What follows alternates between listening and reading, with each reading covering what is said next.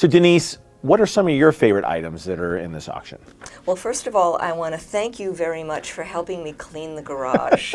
No, it's not us. It's going to be the fans out there. I want to thank whoever is going to be taking these wonderful items, which we actually love. It took many, many years for us to part with them, and we feel very good about it because we know that they're going to go to people that love this stuff as much as we do, and that gives us some peace. What I think is really cool, I like that dedication plaque back there that's USS Enterprise from First Contact, which was my favorite movie to work on personally because of Jonathan Frakes. He's a fantastic director, a lot of fun. But one of my most favorite things are the scripts. And you've got some right there? We've got some right here. And we are offering, frankly, by season, I think we've got almost complete sets of many of the things from Star Trek Next Generation all the way up into other series as well. And you guys did a fantastic job of keeping them all together. Well, what we did is we've written several books, Star Trek Chronology, Star Trek Encyclopedia, and we had it all organized in file folders and in bins so that we could just go in and pick them up. Some of them were corrected to error annotations from maybe when we were working on the episode. Some of them have notes in them. It's just a really great piece of history. And to have the physical, I personally like physical things to hold on to now when we're working on the series For All Mankind.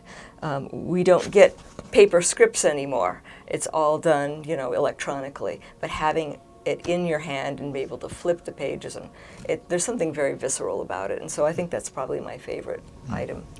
Also, back in ancient days, they would give you a script, and it would be full of white pages. Right. But during the production process, the scripts would be revised, individual pages, and each revision had a different color. So you can see that these are all the colors of a rainbow. I see none of them are white, so that means they completely redid this. Yeah. I guess the first page is white. Not necessarily. Probably not. The first page tells you what the revisions were. Ah, there you go. And so most of these were collated as during production. These are mostly the scripts that we used personally during production. And then this one, particularly Day to Stay, which is a really good episode. We also have a shooting schedule in the back.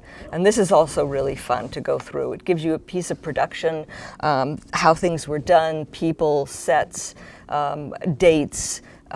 So it gives you an insight into production on how and when we filmed this particular episode. And for people that are interested in television and film production, this I think would be really interesting. Yeah, so it sounds like more than a script. It's really sort of everything that was involved in producing that episode you were able to keep in your files, which is fantastic. Yeah, a lot. A lot of them, yeah. It was for research, and like I said, these were our scripts. So like this one says, Mike. So, yeah. One other thing I noticed going through those is that you had highlighted certain facts. And I think it was as you're compiling the encyclopedia, maybe you can talk a little bit more about the creation of the encyclopedia, you would point out maybe the first time that this appeared, or specifically how many times have they done this. Can you talk about how you use the scripts in the creation of the encyclopedia?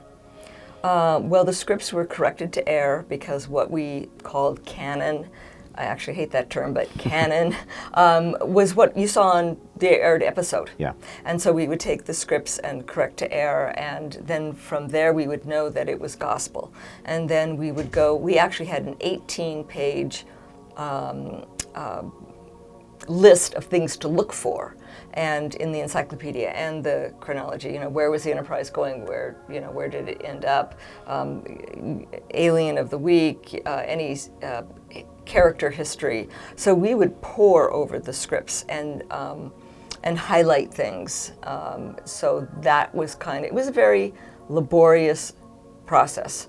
But since we worked on the shows, it was also great because we could pull from our memory and confirm things. Yeah. But actually, the fact that we worked on the shows was not always an advantage. That's true. Because sometimes I would say, okay, well, remember that Picard said this? And Denise would say, no, he didn't. And I say, yes, he did. And it turned out that it was like this in the blue draft, but then it was changed in the pink draft, and then changed again in the yellow draft. And so what we did at the very beginning is we or others would go through the script, and this is most of these scripts, and actually hand annotate, this is what he actually said. So it's not just what was scripted, but what was actually in the final episode. Because we know that Star Trek fans are enormously discerning consumers, and so you can't get it all perfect, but we wanted to get it right. We tried it as hard as we could. And these are probably the only set of scripts where that was done. Unless somebody personally did it on whatever they had. I mean, as far as I know, nobody be crazy enough to do that. It was a ridiculous amount. It was a lot of work, but we wanted to get it right because we're Star Trek fans, and we knew that Star Trek fans were going to be reading our books, and we wanted to get it right as we possibly could.